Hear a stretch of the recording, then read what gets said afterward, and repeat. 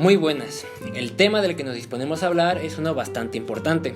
Este es la evolución de la jurisprudencia romana, pero como con cualquier otro tema, no podemos siquiera comenzar antes de definir aquello de lo que hablaremos, es decir, explicar en términos generales a qué se refiere la palabra jurisprudencia, pues alrededor de esta es que se desenvuelve básicamente toda la exposición. Dicho esto, entonces, ¿a qué se refiere o qué significa la jurisprudencia? Podemos entender jurisprudencia, grosso modo, como el conocimiento de las cosas divinas y humanas y la ciencia práctica de lo justo e injusto. Se podrá notar que no estamos más que tomando la definición que brinda Ulpiano, pero añadimos el pequeño e importante detalle de la palabra práctica, pues entender a la jurisprudencia como una ciencia que se lleva a la práctica y que trabaja en función de aquello que es justo, hace que el término sea un poco más explicativo. Habiendo aclarado lo anterior, podemos entrar en materia. Periodización jurídica. Si se pretende hablar de la evolución de la jurisprudencia, resulta no solo pertinente, sino necesario, hacer mención de la periodización jurídica por la que pasó Roma. A continuación, tocaremos cada periodo de manera general, resaltando también el periodo político que se abarcó durante cada etapa jurídica.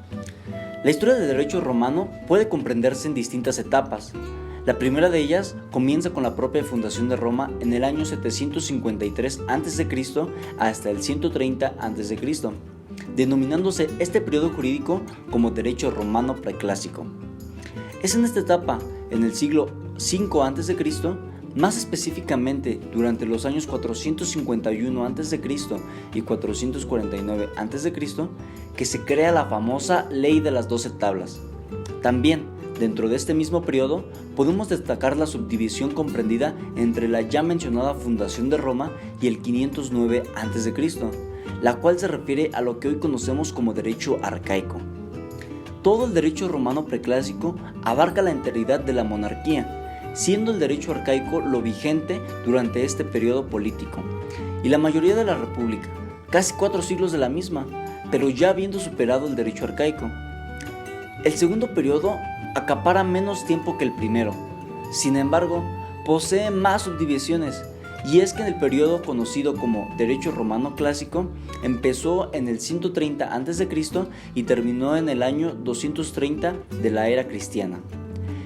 Este periodo fue vigente durante los últimos años de la República y gran parte del Principado. Todo este periodo se puede dividir en 3 etapas. Primera etapa clásica, juvenil o helenística. Cubre desde el año 130 a.C. hasta el 30 a.C. La segunda etapa clásica o alta inicia en el año 30 a.C. y culmina en el 130 después de Cristo. Y finalmente, la tercera etapa clásica o epigonal se da entre los años 130 y 230 de nuestra era. Por último, tenemos al derecho romano posclásico o vulgar, que comprende desde el año 230 hasta el 1055. Dentro de este periodo es que tiene lugar el famoso Corpus Juris Civilis, en el siglo VI, dando cabida al derecho justinianeo. Previo a este siglo, desde el 230 hasta antes del siglo VI, se da una subdivisión que se nombra como derecho posclásico o vulgar prejustinianeo, mientras que al periodo ubicado en el siglo VI y el año 1055 se le conoce como derecho posclásico postjustinianeo. Toda esta etapa jurídica tiene lugar en los últimos momentos del Principado y un vasto tiempo del dominado. Habiendo delimitado la temporalidad de cada periodo jurídico y su continuidad con los periodos políticos, podemos formular distintas preguntas. Por ejemplo, ¿quiénes fueron los jurisprudentes? ¿Siempre fueron las mismas personas? ¿La jurisprudencia era tomada como fuente formal del derecho o no? ¿La jurisprudencia tuvo siempre las mismas características o fue cambiando según la situación político-jurídica? Cada una de estas cuestiones previamente expuestas serán respondidas en brevedad. Monarquía. 753 a.C. al 509 a.C. En este periodo, la jurisprudencia se encontraba centralizada desde un principio y se mantuvo así hasta el final. No existió ninguna clase de transición en este aspecto. Las personas que ostentaban el cargo de jurisprudentes eran solo aquellos que pertenecieran al colegio de pontífices. Por la misma razón, el jus y el fas se encontraban unidos. Es decir, el derecho estaba estrechamente relacionado con lo religioso. La justicia que impartía el jurisprudente debía corresponder al sentido de justicia de la comunidad, y aquello que fuese correcto ante los ojos de los dioses. Aquí la jurisprudencia solo era una fuente informativa de la creación del derecho. El jurisprudente solucionaba problemas, pero solo emitía consejos. La facultad de tomar decisiones la poseía el rey. Solo cuando el rey decidía hacer caso al consejo del jurisprudente es que la instrucción del jurisprudente se convertía en derecho. Pero la jurisprudencia en sí misma no representa una fuente formal del derecho. Solo era auctoritas prudens, un consejo. Cabe destacar que aquí el derecho se caracterizaba por ser rígido, sacramental y por consecuencia poco práctico. Ahora la República. Este periodo abarcó desde el 509 a.C. hasta el 27 a.C. Durante los primeros 2 siglos de este periodo, la jurisprudencia seguía en manos de los pontífices. No es sino hasta el 304 a.C. que comienza a darse el proceso de descentralización de la jurisprudencia, el cual podemos separar en 3 distintos acontecimientos. El primero de ellos se da precisamente en este año, 304 a.C., con la publicación de lo que antes era secreto y monopolio de los pontífices.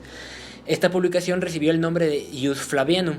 Dicha publicación fue hecha por Gneo Flavio, el cual era plebeyo. Posteriormente, en el año 254 a.C., el pontífice Tiberio Corungiano ofrece consultas y enseña el oficio del jurisprudente, haciendo completamente público el conocimiento. Finalmente, Sexto Helio Peto, en el año 204 a.C., escribe el primer libro de texto sobre el derecho civil romano, con pretensiones didácticas, el cual se titula Ius Aelianum, desligándolo completamente de la religión. La importancia de esta secularización radica en que el oficio de la jurisprudencia ya no corresponde a los pontífices, sino a los cibes en general. Cualquier ciudadano romano podía adquirir el conocimiento necesario para ejercer como jurisprudente, es decir, el ius y el fas han sido separados. El derecho se interpreta desde la instancia ciudadana a la instancia política. Hasta este punto y durante toda la República, la jurisprudencia sigue siendo fuente informal del derecho, meramente consultiva. Además de lo antes dicho, la jurisprudencia se caracteriza por ser flexible y en que está influida por las metodologías de las ciencias griegas, y no olvidemos que sigue siendo auctoritas prudens. Principado. El Principado va del 27 a.C. al 284 después de Cristo. En este lapso de tiempo se revirtió el proceso que se había dado previamente en la República y la jurisprudencia se centralizó de nuevo. Y no solo eso, sino que durante este proceso sufrió una transición pasando de autoritas a potestas. Los pasos para conseguir estos fueron los siguientes. Primero comenzamos con la colegialización de la jurisprudencia. Se constituyeron 2 escuelas de pensamiento respecto a la jurisprudencia. Una de ellas era la de los sabinos y la otra de proculeyanos, opinando de manera distinta en algunos temas jurídicos. Punto 2. Ius respondendi ex autoritate principe, lo que opina el príncipe. El magistrado acudía al jurisprudente para consultar la resolución de un caso en particular, como había sido siempre, solo que ahora la respuesta del jurisprudente podía ser catalogada dentro de las 2 escuelas de pensamiento ya mencionadas. Pero la cosa no acababa aquí, sino que ahora el príncipe podía exponer su opinión, pudiendo apoyar la del jurisprudente o no. Si ambas partes discrepaban, al final del día quien decidía era el magistrado en cuestión, pudiendo actuar conforme a lo dicho por el jurisprudente u optar por ganarse el visto bueno del príncipe y decidir según lo que él haya dicho. Tercer punto, Ius publicum respondendi. Fue Augusto Adriano quien estableció que la jurisprudencia valía en función de si era o no respaldada por la opinión del príncipe. A partir de este punto, la jurisprudencia se convierte en potestas. Último punto, burocratización de la jurisprudencia. Los jurisprudentes se vuelven trabajadores al servicio del príncipe. Ya no actúan con imparcialidad, sino tomando una línea acorde al pensamiento del príncipe, convirtiéndose en un grupo selecto de individuos con un cargo particular, concretando finalmente en la centralización de la jurisprudencia. Todo este proceso no fue de un día para otro, sino que tomó demasiado tiempo, ocupando del 30 a.C. hasta la conclusión del Principado en el 230 después de Cristo. Al volverse potestas, por consecuencia, la jurisprudencia se considera como fuente formal del derecho. Esta centralización es importante porque la jurisprudencia funciona solo concorde a lo que el príncipe considera correcto, y en este es el único periodo donde la jurisprudencia funciona como potestas. Además, se caracteriza porque el derecho vuelve a interpretarse desde la instancia política hacia la ciudadana, ya que la jurisprudencia se centraliza. Sumado a esto, no hay posibilidad de contrariar al príncipe, o al menos no de manera que se considere válido. Los últimos jurisprudentes previos a esta burocratización fueron Papiniano, Paulo, Ulpiano y Modestino. Imperio absoluto o dominado. Este es el último periodo y abarca desde el año 284 de nuestra era hasta el 476 en el caso del Imperio de Occidente y hasta 1453 en el caso del Imperio de Oriente. Aquí los jurisprudentes seguían siendo aquellos burócratas al servicio del emperador, y la jurisprudencia pierde su rigor como fuente formal de derecho. Seguía siendo centralizada, se vuelve dogmática, en tanto que apelan a la autoridad de los clásicos para prácticamente todo, es decir, solo repiten y copian. Además de que es retórica, pero no en el sentido de las ciencias griegas, como lo era previamente, sino como arte de la persuasión, justificando el modo de ser del imperio. Los jurisprudentes se ven reducidos a ser meramente la oratoria del emperador. A causa de todo esto, la jurisprudencia se desapega completamente de aquello que significa y debería ser. Ya no trabaja en función de la justicia, solo es jurisprudencia nominalmente. Se desapega completamente de la concepción de la misma. Y con esto terminamos la evolución de la jurisprudencia durante la primera vida del derecho romano. A continuación, las fuentes consultadas.